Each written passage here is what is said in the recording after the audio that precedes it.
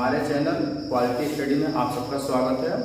आज हम लोग सर्वनाम के बारे में पढ़ेंगे। पिछले लेक्चर में हम लोगों ने संज्ञा के बारे में पढ़ा था, आज हम लोग सर्वनाम के बारे में पढ़ेंगे, ठीक है ना। आप लोग बिल्कुल इसको ध्यान से देखेंगे, किसी भी कंपटीशन के लिहाज से बहुत ज़्यादा इंपॉर्टेंट होता है, ठीक है ना। चलिए, सर्वनाम किसे कहते हैं इसके बारे में स्टडी करेंगे ना। देखिए, सबसे पहले प्रोनाउन सर्वनाम मीन्स हम समझते हैं सर्वनाम को हेडिंग करना पढ़ना है। सर्वनाम किसे कहते हैं, क्या कह रहा है, वे शब्द जो संज्ञा के स्थान पर प्रयुक्त किए जाते हैं, ठीक है। वे शब्द जो संज्ञा के स्थान पे प्रयुक्त किए जाते हैं सर्वनाम कहलाते हैं। जैसे हम एग्जाम्पल समझेंगे, एग्जाम्पल थोड़ा सा और आसानी से समझ लेंगे। जैसे क्या कह रहा है, सीता एक लड़की है, ठीक है। सीता एक लड़की है। अब देखिए, वह अपना काम करती है। सीता एक लड़की है, वह अपना काम करती है। हम लोग पिछले लेक्चर में पढ़े थे कि किसी व्यक्ति, वस्तु, स्थान, जानवर के नामों को संज्ञा कहते हैं। सीता किसी न किसी व्यक्ति मतलब एक लड़की का नाम है। तो सीता एक लड़की है और काम कौन अपना करता है, वह का यहाँ पे सेंस क्या है, वह मतलब सीता अपना काम करती है। तो सर्वनाम का जब हमने परिभाषा पढ़ा कि वे शब्द जो संज्ञा का स्थान पर प्रयोग किए जाते हैं सर्वनाम कहलाते हैं। तो सीता एक लड़की है, यानी वो हमारा क्या हो गया, ये सर्वनाम हो गया। क्योंकि काम कौन करता है अपना, तो सीता अपना काम करती है, ठीक है। सीता का स्थान पे क्या आ गया, वह ही क्या हो गया, सर्वनाम हो गया, ठीक है। कुछ एग्जाम्पल अपने आप से और भी समझ सकते हैं। जैसे राम एक लड़का है, वह क्रिकेट खेलता है, वह पढ़ता है। सेंस हम लगा सकते हैं कि राम एक लड़का है, क्या है, राम एक लड़का है, राम एक लड़का है, ठीक है। तो राम एक लड़का है, क्या करता है, वो पढ़ता है। तो यहां पर हम देखेंगे कौन पढ़ता है, वह पढ़ता है।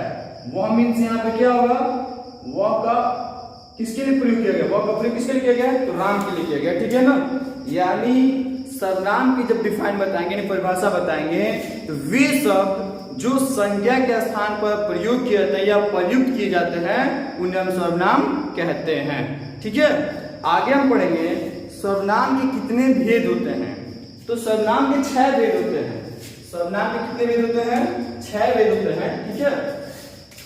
पहला हम भेद पढ़ेंगे पुरुषवाचक सर्वनाम, यानी पहला क्या पढ़ेंगे, पुरुषवाचक सर्वनाम। कि पुरुषवाचक सर्वनाम हम किसे कहते हैं, ठीक है। पुरुषवाचक सर्वनाम किसे कहते हैं समझेंगे। देखिए, वक्ता, श्रोता और अन्य। यहां पे हम आपको थोड़ा बताना चाहेंगे कि वक्ता का मतलब क्या होता है। कई लड़कों के मन में डाउट होगा, सर वक्ता इसका मतलब क्या होता है। वक्ता बोलने वाला, इसको क्या कह सकते हैं, जो बोलता, क्या, ये बोलने वाला। वक्ता मतलब कौन है, बोलने वाला। वक्ता मीन्स बोलने वाला। श्रोता मीन्स क्या होता है, सुनने वाला। श्रोता मीन्स क्या हो जाएगा, श्रोता मीन्स सुनने वाला, ठीक है। श्रोता मीन्स सुनने वाला, यानी श्रोता का अर्थ हो गया सुनने वाला, वक्ता का अर्थ हो गया बोलने वाला, ठीक है। अन्य को हमने ब्रैकेट में लिख रखा है, जिसके संबंध में बात हो, यानी जिसके बारे में हम बात करेंगे वही हमारा अन्य कहलाता है। वह कोई व्यक्ति हो सकता है, कोई वस्तु भी हो सकता है, ठीक है। देखिए, पुरुषवाचक सर्वनाम किसे कहते हैं, तो वक्ता, श्रोता और अन्य जिसके संबंध में बात हो, ठीक है, का बोध कराने वाला सर्वनाम क्या कहलाता है, पुरुषवाचक सर्वनाम कहलाता है, ठीक है। यानी हमें वक्ता जो बोलने वाले के बारे में या सुनने वाले के बारे में या किसी अन्य के बारे में बोध कराता है वही पुरुषवाचक सर्वनाम कहलाता है, ठीक है। यहाँ पे पुरुषवाचक सर्वनाम के 3 भेद होते हैं। पुरुषवाचक सर्वनाम के कितने भेद होते हैं, 3 भेद होते हैं। ये भी इंपॉर्टेंट क्वेश्चन, इसको भी ध्यान देंगे, ठीक है ना। पुरुषवाचक सर्वनाम के 3 भेद होते हैं। पहला भेद दिया है उत्तम पुरुष। क्या दिया है, उत्तम पुरुष। यानी उत्तम पुरुष किसे कहेंगे, हम उसके बारे में केयर करेंगे, ठीक है ना। उत्तम पुरुष किसे कहते हैं, देखिए, वक्ता जिन सर्वनामों का प्रयोग अपने लिए करता हो। किसके लिए, वक्ता जिन सर्वनामों का प्रयोग अपने लिए करता हो वह क्या कहलाता है? उत्तम पुरुष कहलाता है। अब अपने लिए हम कैसे समझेंगे? देखिए, जैसे यहाँ पे क्या दिया है, मैं पढ़ता हूं, वक्ता मैं ही तो बोल रहा हूं, तो पढ़ने काम कौन कर रहा है? मैं। यानी वक्ता जो बोलने वाला, जो अपने ही लिए काम कर रहा है, वह क्या कहलाता है? उत्तम पुरुष कहलाता है। यहाँ पे लिखा हुआ है कि वक्ता जिन सर्वनामों का प्रयोग अपने लिए करता हो उत्तम पुरुष कहलाता है। जैसे मैं पढ़ता हूं, हम खाते हैं, ये सब एग्जाम्पल जो होंगे आप और भी एग्जाम्पल ऐसे बना सकते हैं, ये उत्तम पुरुष के एग्जाम्पल होंगे। ठीक है, सेकेंड टाइप पढ़ेंगे पुरुषवाचक सर्वनाम में, तो क्या है हमारा? मध्यम पुरुष। क्या कह रहा है? वक्ता जिससे अपनी बात करता हो। जैसे अभी हम क्या कर रहे हैं, बोल रहे, आप सब सुन रहे हैं, तो मैं बोल रहा हूं, वक्ता आप सुन रहे हैं, श्रोता। तो मध्यम पुरुष में क्या कह रहा है कि वक्ता जिससे अपनी बात करता हो, यानी अगर मैं अपनी बात आपके सामने किसी सामने बात कर रहा हूं तो वह मध्यम पुरुष कहलाता है। ठीक है, जैसे देखिए, आप भोजन करें, तुम अपना काम नहीं करते हो, यहां पे तुम, आप, ये सब क्या है? मध्यम पुरुष है। यानी यहां पे क्या हो रहा है कि डिफाइन के अनुसार वक्ता जिससे अपनी बात करता हो, जैसे लग रहा है कि हम किसी से कह रहे हैं कि आप अपना भोजन करें, जैसा लग रहा है कि हम कह रहे हैं कि तुम अपना काम नहीं करते हो। ठीक है ना? और भी एग्जाम्पल आप चाहें तो आप बना सकते हैं, आप पानी पी लें, आप खाना खा लें, कुछ भी हम बना सकते हैं सेंटेंस, जिसमें हम क्या करेंगे? अपनी बात अगर हम किसी से कर रहे हैं, हमारा क्या कहलाएगा? मध्यम पुरुष कहलाएगा। ठीक है, थर्ड टाइप पढ़ेंगे अन्य पुरुष के बारे में। क्या? अन्य पुरुष। अन्य पुरुष के बारे में बताया था जिसके बारे में बात किया जा रहा हो। यानी अगर मैं एक भाषा में बोलूं तो मध्यम पुरुष क्या होता है? बोलने वाला, सॉरी, आपका जो उत्तम पुरुष होता है वह बोलने वाला होता है, मध्यम पुरुष सुनने वाला होता है, और अन्य पुरुष क्या होता है? जिसके बारे में हम लोग चर्चा करते हैं।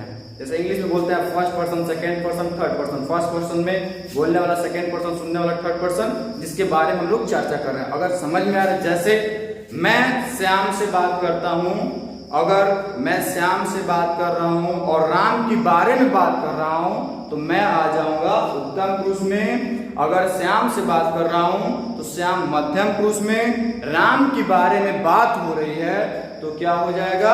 अन्य पुरुष होगा। ठीक है, जैसे वक्ता जिसके बारे में बात करता हो, जैसे देखिए, वे कौन हैं? वे कौन हैं? वह डरपोक है, यह कलम है, ये लड़कियां हैं। यानी इसमें वक्ता क्या कर रहा है? किसी ना किसी के बारे में बात कर रहा है। ठीक है ना? तो यहां पर हमको क्या पहचान में आया कि अगर हमें अन्य पुरुष के बारे में जानना होगा तो यहाँ पे वक्ता हमेशा किसी ना किसी अन्य के ही बारे में बात करेगा। ठीक है ना? अगर मेरे सामने राम होगा तो हम राम के बारे में बोलेंगे। ठीक है ना? आप लोग पढ़ेंगे दूसरे सर्वनाम के बारे में। ठीक है, दूसरा जो हमारा सर्वनाम है वो क्या दिया है? निश्चयवाचक सर्वनाम। अच्छा, एक चीज देखिए, नाम क्या दिया है? निश्चयवाचक। नाम से हमको समझना जाना चाहिए, इसमें जो भी जानकारी हमको दी जाएगी एकदम निश्चित जानकारी दी जाएगी। ठीक है ना? अब हम डिफाइन देखते हैं। जैसे डिफाइन क्या है, हम लोग पहले बताया कंपटीशन एग्जाम को तैयारी करते हैं तो जितना कम समय हमको समझ में चीजें आनी चाहिए उतना ही हमारे लिए क्या होती है? अच्छी होती है। ठीक है ना? देखिए, हमने डिफाइन से पता निश्चय की बात करते हैं, हमको वाक्य पढ़ने के बाद से मालूम चलना चाहिए कि निश्चयवाचक सर्वनाम है क्या। देखिए, जिस व्यक्ति या वस्तु के बारे में बिल्कुल निश्चित ज्ञान हो, कौन सा ज्ञान हो? बिल्कुल निश्चित ज्ञान हो, वह क्या कहलाएगा? हमारा निश्चयवाचक सर्वनाम कहलाएगा। ठीक है, जैसे क्या दिया यहाँ पे? देखिए, ये मेरी पुस्तक है, ये मेरी पुस्तक है। अगर मैं कहूं ये मेरी पेन है, ये पेन किसकी है? ये निश्चित ही मेरी पेन है, तभी तो मैं कह रहा हूं ये मेरी घर है, निश्चित ही मेरी घर है। ठीक है ना?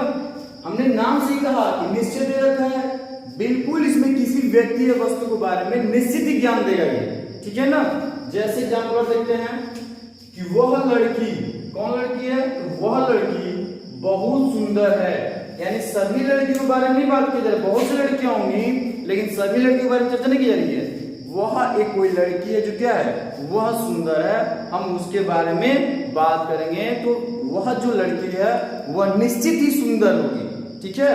जैसे और हम एग्जाम्पल लिख सकते हैं, ये घर मेरी है, वह लड़का बहुत सुंदर है। यानी अगर आपको ऐसा कहीं भी सेंटेंस आपको दिखेगा जहां पे एकदम निश्चित का ज्ञान हमें हो, वहां पर निश्चयवाचक सर्वनाम होता है, ठीक है। आगे हम बढ़ते हैं, तीसरे नंबर पे आते हैं अनिश्चयवाचक सर्वनाम। अब देखिए यहाँ पे हमारा क्या है, नाम से हमको थोड़ा सा मालूम चल जाना चाहिए। यहाँ पर निश्चित का बोध करा रहा था और यहाँ क्या कर रहा है, अनिश्चय, यानी अनिश्चित होगा। जैसे क्या कह रहा है, किसी व्यक्ति या वस्तु की निश्चितता का बोध नहीं होता हो, यानी इसमें हमें जैसे कह सकते हैं अनकन्फर्म, कंफर्म नहीं रहते हैं।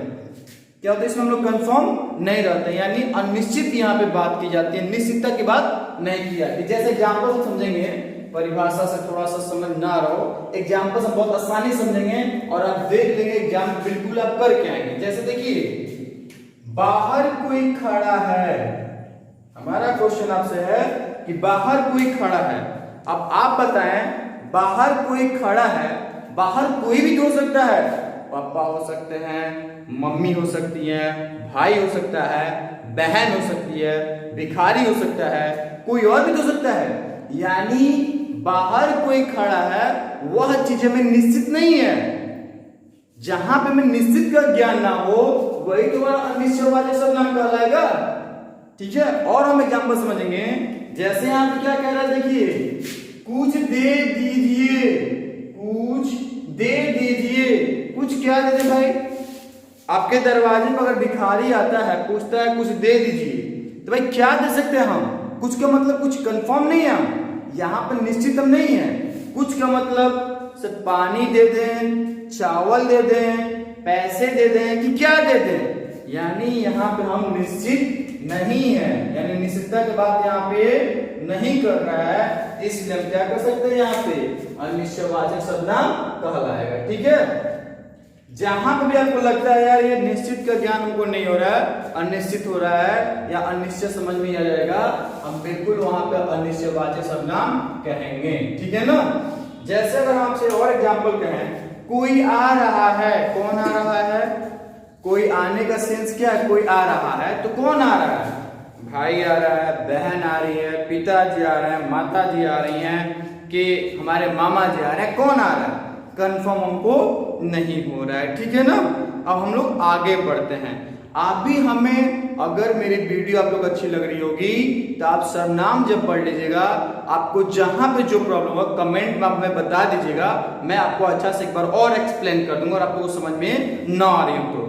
आपको अगर पढ़ने के बाद से मेरी वीडियो अच्छी लग रही होगी तो आप लोग सारे सर्वनाम का, जो भी हमने सर्वनाम पढ़ रखा है, आप सारे सर्वनाम का कम से कम 2-2 एग्जाम्पल आप मुझे कमेंट कर सकते हैं, ठीक है। अब हम आगे देखते हैं, आगे हमारा क्या है, प्रश्नवाचक सर्वनाम। अच्छा, ये भी क्या है, नाम से हम देख के बता सकते हैं, क्या है इसमें, प्रश्नवाचक सर्वनाम है, क्या इसमें, प्रश्न। तो एक चीज में क्या लिखा, देखिए, यानी प्रश्नवाचक सर्वनाम में प्रश्न पूछने के लिए किया जाता है, यानी हम कह सकते हैं कि प्रश्नवाचक सर्वनाम क्या होता है, तो प्रश्नवाचक सर्वनाम वह सर्वनाम है जिससे केवल प्रश्न पूछने का काम किया जाता है, यानी प्रश्नवाचक सर्वनाम इसका प्रयोग केवल प्रश्न करने के लिए किया जाता है, ठीक है।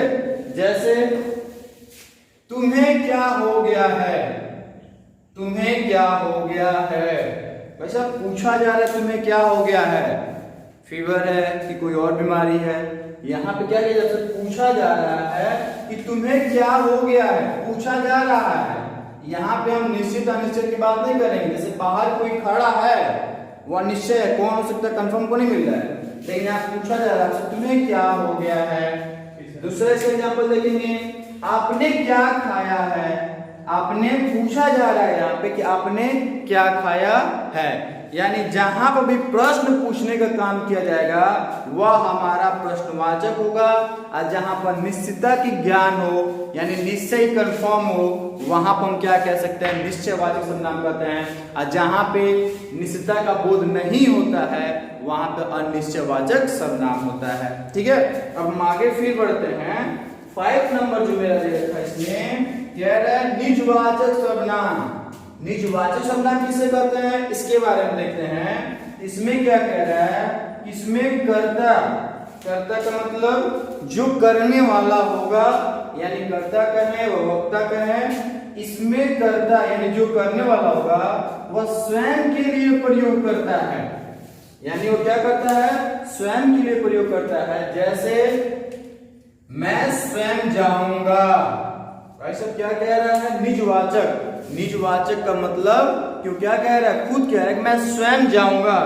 और हम कुछ वाक्य जैसे देखेंगे निजवाचक सर्वनाम में, इसमें अधिकांश, स्वयं, खुद, यही सब आएगा, खुद से ही, अपने आप, ठीक है ना।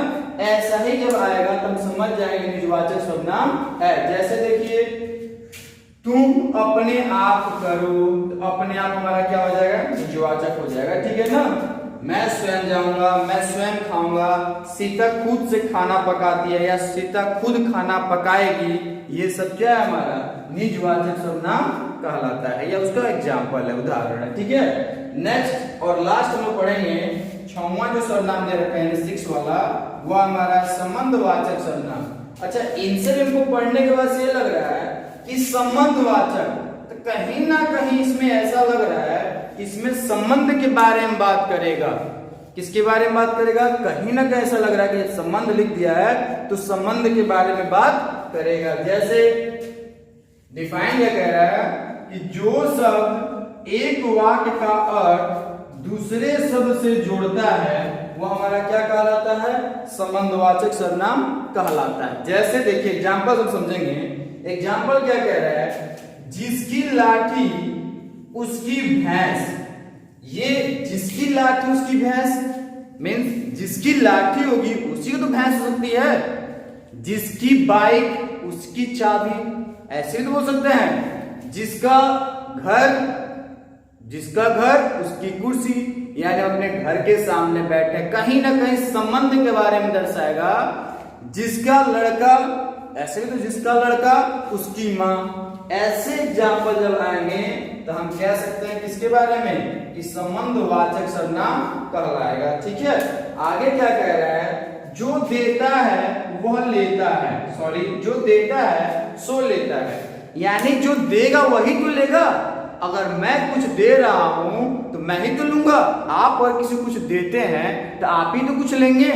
इसका सेंस हमेशा जब भी हम संबंधवाचक के बारे में पढ़ेंगे इसमें कहीं ना कहीं हमेशा संबंध के बारे में ही बात करेगा। ठीक है ना। अगर मेरी वीडियो आप लोग को अच्छी लगी होगी, मैंने पहले भी बताया आपको कि आप कोशिश करेंगे कि इसमें आप जो भी एग्जाम्पल पढ़ रखे हैं या जो भी सर्वनाम पढ़ रखे हैं, आप अपने आप से कम 2 एग्जाम्पल आप सारे सर्वनाम का उदाहरण दें, मुझे कमेंट करें। मेरी वीडियो अगर आप लोग को अच्छी लग रही हो तो लाइक करें और शेयर करें, और कमेंट्स जब आप लोग करेंगे तो मेरा भी मनोबल बढ़ेगा। ठीक है, तो आप उसमें उम्मीद करता हूं कि आप लोग मेरा वीडियो शेयर करेंगे, लाइक्स करेंगे, जितना हो अपने फ्रेंड्स के बीच में आप लोग शेयर करें। Thanks for watching.